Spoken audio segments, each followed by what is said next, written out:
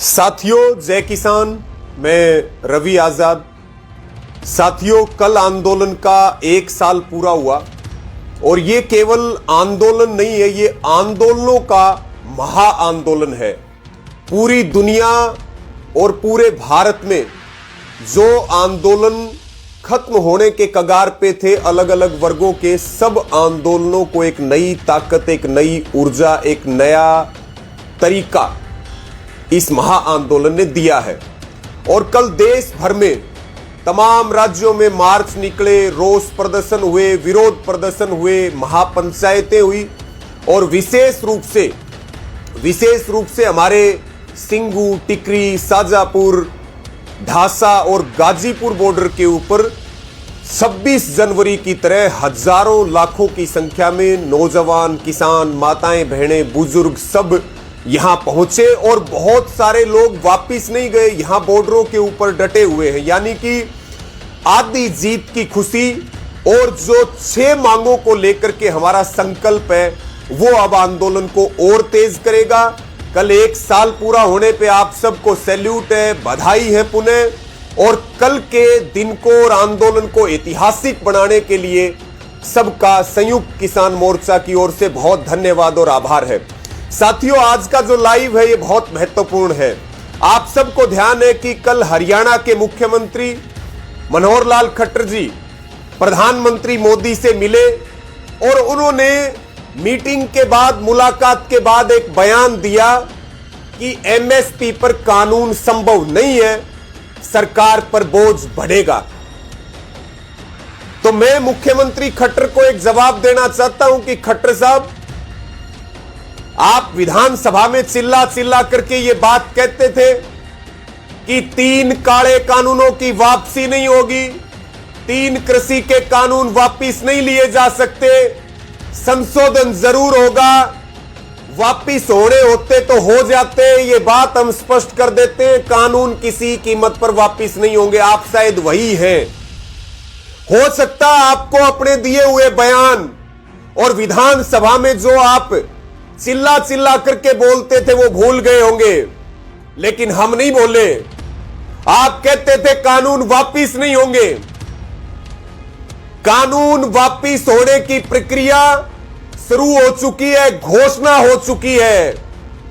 जब कानून वापिस हो सकते हैं आंदोलन से, जो अडानी अंबानी का राज कायम करने के कानून थे, तो फिर एमएसपी के ऊपर C2+50 के हिसाब से गारंटी कानून बनवाना उससे बड़ा मुद्दा या उससे बड़ी ताकत नहीं लगने वाली है। आप तो कहते थे वापिस नहीं होंगे, वापिस करवाए कानून, और फिर आपको जवाब देना चाहते हैं, आप कहते हैं एमएसपी पे कानून नहीं बनेगा। एमएसपी पे कानून बनेगा। किसान इसके बगैर, मजदूर इसके बगैर, आंदोलनकारी इसके बगैर घर नहीं लौटेंगे। आपने कहा मैं प्रधानमंत्री मोदी का धन्यवाद करता हूं कानून वापस लेने के लिए। आपको धन्यवाद प्रधानमंत्री की जगह देश के किसानों का, हरियाणा वालों का आपको धन्यवाद करना चाहिए था, जिन्होंने शहादतें दी, त्याग किया, जेलें काटी, मुकदमे भुगते और घर छोड़ करके सड़कों के ऊपर खराब मौसम में बैठे रहे और 700 से अधिक शहादतें होगी। आपने एक्सपर्ट्स की बात की कि एक्सपर्ट्स कहते हैं कि एमएसपी से सरकारों पर बोझ बढ़ेगा। आपने बीजेपी के एक्सपर्ट से बात की है। अगर कृषि विशेषज्ञों से बात करेंगे तो कितने लाख करोड़ रुपए का प्रावधान देश के सभी किसानों की, फलों सब्जियों से लेकर के अन्न की जो बात है, कितना बोझ पड़ेगा? क्या आप इसके डाटा हरियाणा और देश को बता सकते हैं? आपने जिक्र किया, आपने कल के अपने बयान में जिक्र किया कि हमने बाजरे पे 600 रुपए प्रति क्विंटल दिए। अभी विधानसभा का सेशन है, हमारी आपसे मांग है कि आपने हरियाणा में कितने किसानों के खातों में कितना पैसा, कितने करोड़ रुपए भावांतर भरपाई योजना के तहत दिए, उसके ऊपर श्वेत पत्र आपको विधानसभा के अंदर रखना चाहिए। और हम भी ये दावे के साथ कहते हैं कि आपने बाजरे के किसानों को ठगा, बाजरे के किसानों को भयंकर नुकसान हुआ और 600 रुपए देने की बारी आई तो आपने उनकी फसल को बदल करके और उसके अंदर दूसरी क्रॉप कर दी। और अब यह करोड़ों रुपए का घोटाला आपके हरियाणा में अंजाम दिया जा चुका है, क्योंकि आपकी तो बगैर पर्ची और खर्ची की सरकार है, लेकिन सूटकेस भर भर के पैसों से रोजगार बट रहे हैं और उसके बाद भी आप ये बयान दे रहे हैं। ये अत्यंत शर्मिंदगी भरी बात है। और पुनः खट्टर साहब आपको ये बात कह रहे हैं कि कानून जैसे वापस करवाए ऐसे एमएसपी का कानून बनेगा, और जो आप ज्ञान बांट रहे हैं इस ज्ञान को अपने पास रख करके और काम करें तो ज्यादा बेहतर होगा।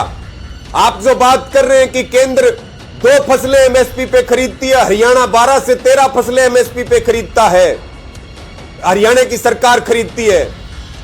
बड़ा हिस्सा पंजाब और हरियाणा में है, बाकी जगह तो एमएसपी को खत्म किया जा चुका है लगभग।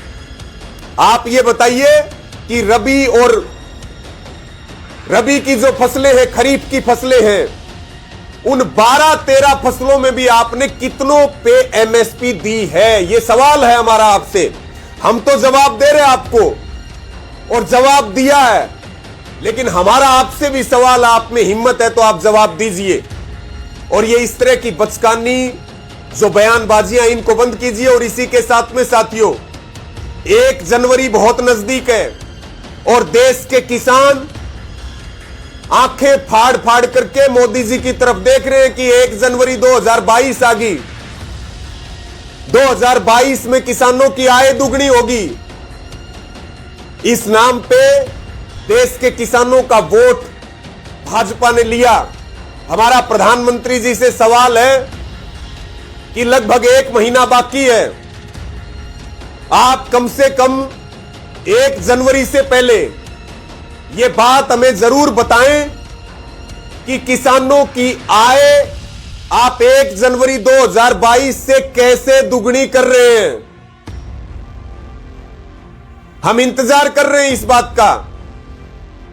और मोदी जी, किसान जो है वो लंबित जो हमारी मांगे हैं, हमें कोई कमेटी नहीं चाहिए, हमें कमिटमेंट चाहिए। और ये जो आपका वादा था 2022 में आय दुगना करने का, इसका जवाब लेके जाएंगे आपसे। इसके बगैर किसान लौटने वाला नहीं है। जो बात आप बार बार कह रहे हैं कि हम उम्मीद करते हैं, हरियाणा के मुख्यमंत्री कह रहे हैं कि 29 तारीख से जैसे ही संसद का सत्र चलेगा, किसान अपने घर लौट करके जाएगा। किसानों को मिला क्या है, आपने दिया क्या है?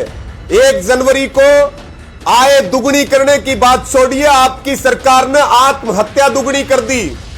और आय दुगनी की बात छोड़िए, आय किसानों की आपने घटा दी। उनको आपकी सरकार मजदूर बना रही है, उनकी जमीनों से बेदखल कर रही है उनको।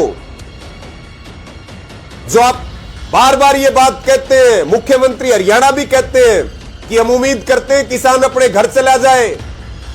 यहां हजारों करोड़ों का खर्चा किसानों ने किया अपने खून पसीने से, यहां शहादतें दी है, मुकदमे भुगते, अपने परिवार के लोगों को खोया है।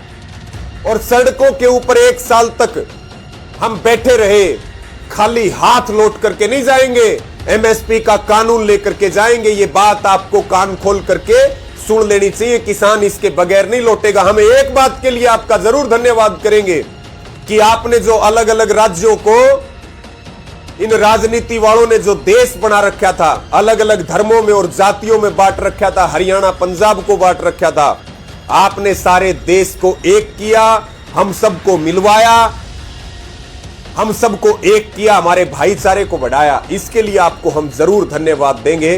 और आपको यह भी कहना चाहते हैं, कुंभकर्ण जो है वो 6 महीने जागता था, 6 महीने सोता था, आपने तो उसको भी क्रॉस कर दिया मोदी जी।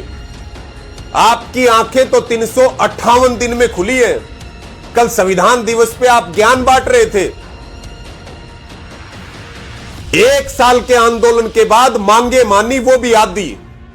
बेहतर होता कि आप जो है हमारी पूरी मांग मान करके, माफी मांग करके सह सम्मान देश के किसान मजदूर को उसके घर भेजते।